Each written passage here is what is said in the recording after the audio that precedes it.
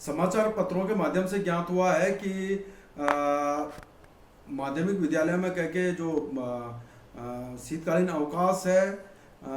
इसके बारे में संशय पैदा किया गया है। तो मैं निश्चित तौर पर इस बात को रखूंगा शिक्षकों की ओर से और अपने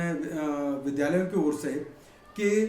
कोई भी अवकाश हो, चाहे वो शीतकालीन अवकाश हो चाहे ग्रीष्मकालीन अवकाश, वो केवल शिक्षकों के लिए नहीं होता बल्कि ये छात्र छात्राओं को और शिक्षकों को लेकर होता है। और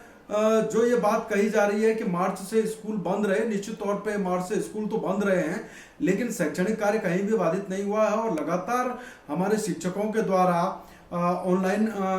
क्लासेस के माध्यम से और अन्य माध्यमों से शिक्षण कार्यक्रम करवाया गया है। साथ ही जो बात यहाँ पे कही गई है उत्तराखंड के परिप्रेक्ष्य में, जहाँ पे कि हमारा 70 से 80% क्षेत्र पहाड़ी क्षेत्र है और उसमें से 30 से 40% इतना दुर्गम क्षेत्र है जहाँ पे कि शीत का बहुत अधिक प्रकोप होता है, जिसकी की चेतावनी बार बार मौसम विभाग भी दे रहा है। और साथ में जो हमारे मैदानी क्षेत्र हैं, इन मैदानी क्षेत्रों में भी इस समय चेतावनी दी जा रही है कि बहुत अधिक शीत का प्रकोप होगा और कोहरा होगा। इन स्थितियों में जबरदस्ती कहा जाए कि आपका शीतकालीन अवकाश देय होगा या नहीं होगा, ये समझ से परे है। और मेरी समझ से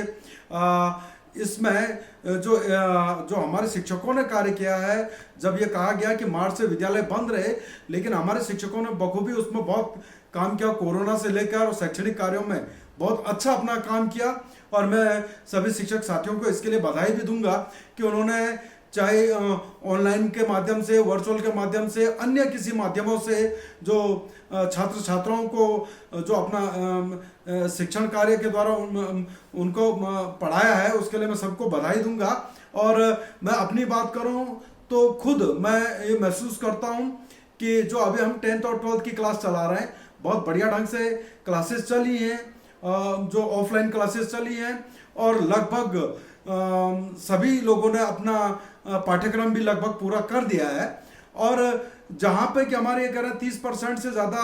क्षेत्र इस तरह से है कि जो जहाँ पे भारी बर्फबारी की बात कर रहे हैं, ये सब कर रहे हैं।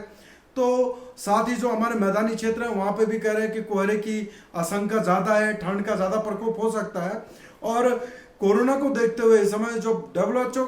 और स्वास्थ्य विभाग खुद अलर्ट कर रहा है, पूरे देश और दुनिया को अलर्ट कर रहा है कि इस ठंड से बचिए और ठंड में कोरोना से बचिए। इस स्थिति में जब हम कहें कि शीतकालीन अवकाश को दें या न दें, ये संशय पैदा करने की बात हो रही है, तो निश्चित ही कहीं ना कहीं एक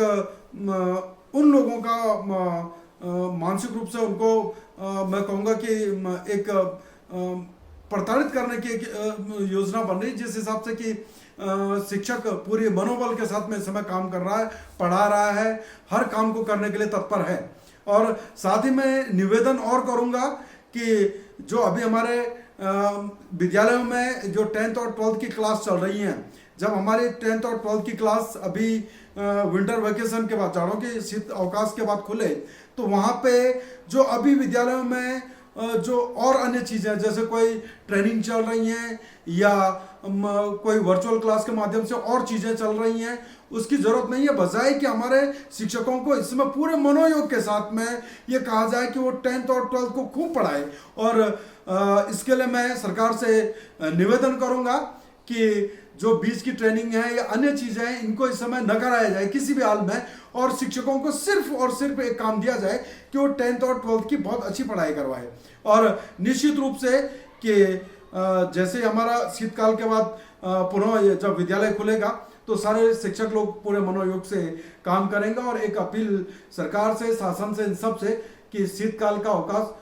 होना अति आवश्यक है, क्योंकि शीतकाल का अवकाश कोई अध्यापकों के लिए नहीं, ये पूरे उन बच्चों के लिए भी है जो इन पहाड़ी क्षेत्रों में है या जो इन दुर्गम क्षेत्रों में रह रहे हैं, उनके लिए भी है। और जैसे ही विद्यालय खुलेगा हमारे सारे साथी पुनः पूरे मनोयोग से शैक्षणिक कार्य करेंगे। इसी के साथ मैं पुनः सबका धन्यवाद देता हूँ।